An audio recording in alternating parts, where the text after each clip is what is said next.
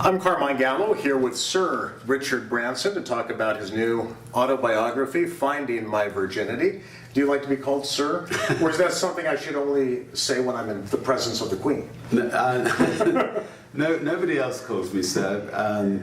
Just the occasional American. I think they quite like the Sir Richard bit. But I like it too, yeah, Sir. Yeah. Okay, let's talk about something that you and I are both passionate about, and that is storytelling. You are an entrepreneur, you're an adventurer, you're a risk taker. The title I like the most that you've used about yourself is storyteller. Why do you believe storytelling drives change? Because I think telling a good story and using it to illustrate a point brings that point alive.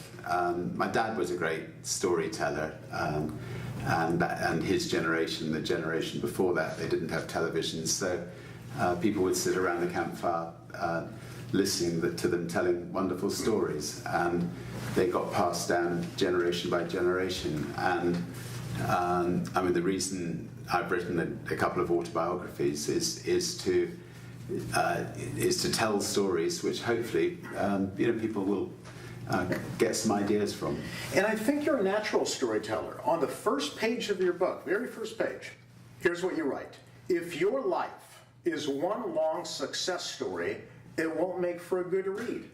So you take your reader on your successes, but also on your struggles and your adversities. Why not just celebrate success? I think that if somebody just has one long success story, it's very boring. I think I learned early on. For instance, when I first tried to break the transatlantic record for the fastest boat across the Atlantic, it looked like we were going to do it no problem, and then we sank about 200 miles from Britain. And I remember the news story.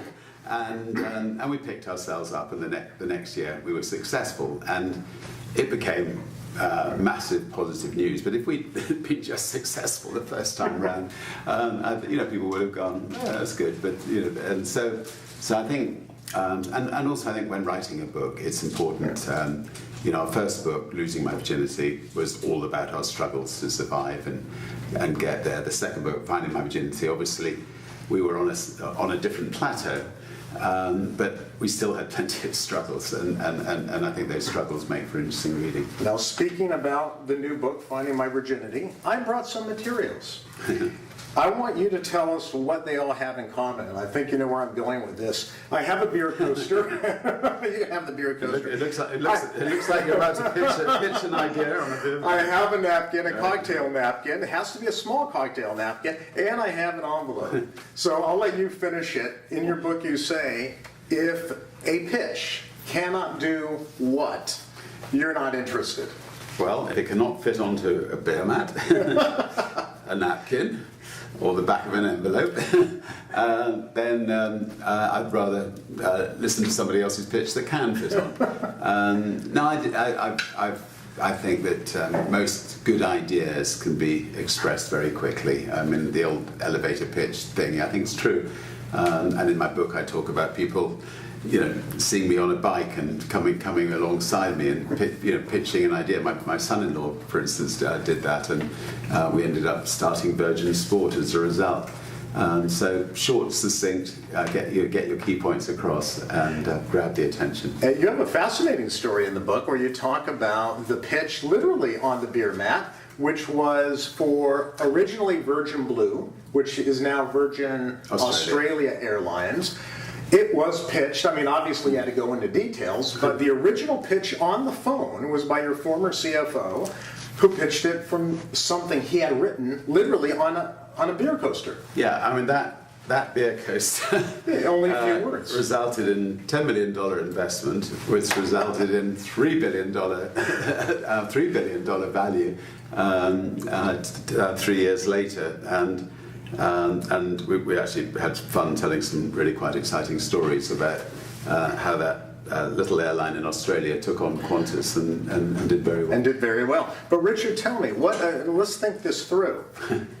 why the beer mat? Why the cocktail napkin? Why is it so important to get my idea across to you succinctly? Why not an 8x10? Why not a notebook, a pad, or a 20-slide PowerPoint? What is it about the napkin idea? Well, I suppose the beer mat may mean that at the same time I had a couple of drinks, so I was more receptive to the I was idea. looking for something deep. You're just more receptive. No, I think, for instance, PowerPoints, I just go to sleep, so, and feel that people should never, ever use PowerPoints. Pictures, yes, videos, yes, but PowerPoints, what you get is somebody goes, right, number one, now what I'd like to talk about, and it's all written up on the wall, and they follow the line, and then it's not storytelling, it's Right, the absolute opposite of storytelling, and it's so much better just to have tell people, have a direct eye-to-eye conversation with somebody. When you're in your book, you talk about the story with your daughter, Holly. So she graduated from St. Edward's and gave a speech to the whole school. I love this quote. You went to watch her, and you said, I went to see her make the speech and was amazed at how she already had become a better public speaker than her dad. I wept with pride. Public speaking and communication skills have always been a running theme throughout your blogs and your books. Yeah, this sounds strange, but when I was young, I was quite a shy lad, and a lot of people won't believe this, but it was true. My mum, I remember her saying, shyness is a form of selfishness. You just got to, and she would put me up on the stage in front of relatives who'd come and said, right, you perform, and you think of them, you don't think of yourself, and I think it was right. She sort of helped me overcome that shyness. And what I learned quite early on was that the best way of public speaking is to think that you're in the living room having a chat with a friend, and don't try to learn a speech off by heart, which I once made the mistake of doing, and that was a horrible experience. Try to make sure you're talking about something you know about, and do it in a very chatty way. And I think that then people will be interested, and they won't feel that they're being talked down to. I believe, and I feel very strongly about this, I believe that ideas are what I call the currency of the 21st century. We're only as valuable as the ideas we have to get across.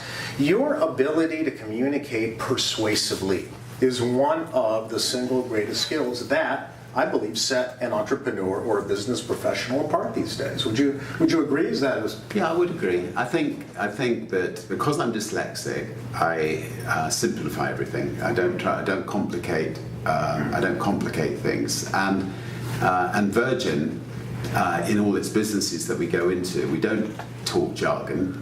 They have to pass the Richard test. If Richard understands it, they know the public will understand it.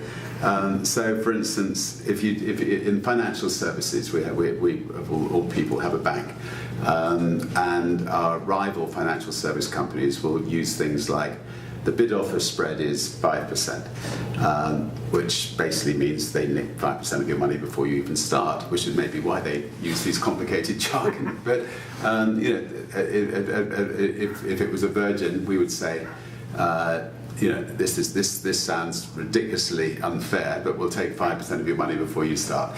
And that frankness, that openness, I think, has endeared the public to Virgin, and has meant that Virgin's gone on from, managed to survive for 50 years and keep growing. Well, I have always enjoyed writing about you, and I'll continue to do so because I really believe you are one of the few, one of the most inspiring leaders that we have today. Thank you. And thank you for encouraging the rest of us to dream bigger.